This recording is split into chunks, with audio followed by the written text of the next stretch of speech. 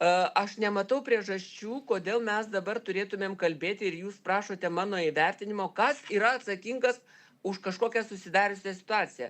Lietuva negriūva, valstybė negriūva, konstitucija galioja, reiškia, o šitas susipriešinimas pozicija opozicija visada yra ir tai yra normalu. Tai, kad protestuoja, sakykime, kultūros sektorius, aš tikrai galiu pasakyti, taip, jie galbūt dalis iš jų yra tikrai, kaip sakoma, susijaudinę ir apimti nerimo, kad galbūt netinkamas žmogus buvo atsisėdęs į kultūros ministro postą.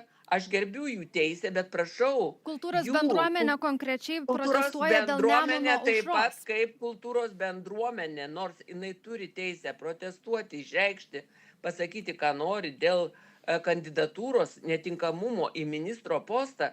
Tačiau aš Jie kalba tikrai ne esu apie tos vieną ministrą, nuomonės. jie kalba apie politinę partiją, Aš kuriai labai yra atsiprašau, patikimas šis leidžiate Greta postas. pabaigti Aš man. tik noriu patikslinti, Gerai, kad aš nebūtų suprantu, apie ką jie neiškumų. kalba, nes aš žinau taip pat seku lauką, politinį ir viešą kaip ir jūs. Ir noriu pasakyti tai, ką sakiau dar ir vakar, kad kultūros darbuotojai, medikai, mokytojai gali vertinti asmenybės ir sakyti, patinka, nepatinka, tinkamas, netinkamas dėl kompetencijų.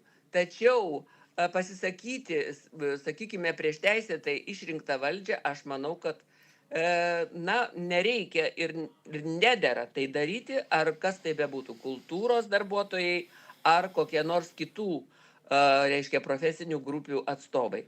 Teisėtai išrinkta valdžia, kai jinai bus, reiškia, nebeteisėta, tuomet galima bus, kaip sakoma, apie tai kalbėti laisviau. Mano tokia nuomonė yra. Блядь, ай, то нахуй, не, kalbėti. Mateo Bibės dėjau, Saudarno nahui, paveiksau. aš pisui dainuoju.